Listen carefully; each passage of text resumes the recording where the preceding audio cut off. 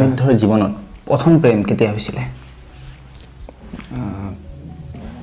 এটা নকবা আৰু দে মিউজিকৰ লগত প্ৰেম হেতু বাৰু হয়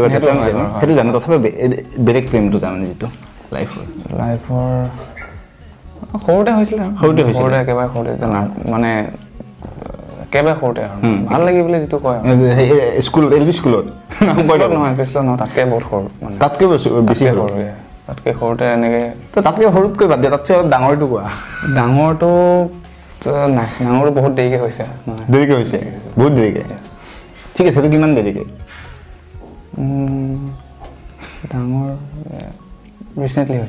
হৈছে ওকে নো প্ৰবলেম ৰিসেন্টলি হৈছে ঠিক আছে বাৰু বেছি নহুদি বাৰু নাৰ্ভাস হৈছে বল লৰা যাও হয়তো আপোনালোকে হান্নিদ্ধ ভূয়াৰ লাভ ষ্টৰী শুনিলে আৰু যদি সম্পূৰ্ণ ভিডিঅটো চাবলৈ ইচ্ছা কৰে তেতিয়াহলে লিংক মই ডেসক্ৰিপচনত দি দিছো নিশ্চয়কৈ চাই লব পাৰে আগবাঢ়িছো নেক্সট নিউজটোলৈ এতিয়া মই কথা পাতিবলৈ যাই আছো ওলা ক্ৰেজিৰ বেতালৰ বিষয়ে অৰ্থাৎ ঋষিকেশ শৰ্মাৰ বিষয়ে সো ৰিসেন্টলি তেওঁ নিজৰ সোশ্যাল মিডিয়া হেণ্ডেলত এটা পোষ্ট শ্বেয়াৰ কৰিছিল তেওঁৰেই পোষ্ট হয় 3 বছৰ আগত যত লিখিছিল মাথো আৰম্ভণি বেতাল নামটো পাইছো যাতে সকলোকে দেখাই মৰিম বেতাল কোন নতুনকৈ আৰম্ভণি কৰিম জীৱনত কষ্ট কৰিম ধৈৰ্য ধৰিম যিটো ভালকৈ পাৰিম হেইটোহে কৰিম অৰ্থাৎ তেওঁ কৈছিল যে জীৱনত মই কষ্ট কৰিম আৰু ধৈৰ্য ধৰিম লগতে তেওঁ কৈছিল যে বেতাল নামটো মই অসমত জনপ্ৰিয় কৰি হেৰিম আৰু আপোনালোকে হয়তো জানে যে তেওঁলোকৰ ইউটিউব চেনেলত এতিয়া উইথ ওভাৰ 200k প্লাস সাবস্ক্ৰাইবাৰ্ছ আছে আৰু তেওঁৰ ইনষ্টাগ্ৰামতো ভালেখিনিও ফলোৱাৰ্ছ আছে সেই গতিকে হয়তো আপোনালোকে জানিছেই যে জীৱনত যদি আমি কষ্ট কৰোঁ বা যদি ধৈৰ্য ধৰো তেতিয়াহলে এদিন নহয় এদিন আমি সফলতা পামে আৰু তাৰে এটা উদাহৰণ হ'ল বেতাল বা ঋষিকেশ শৰ্মা যিটো তেওঁ 3 বছৰ আগৰ পোষ্টটো আমাক দেখুৱাই দিলে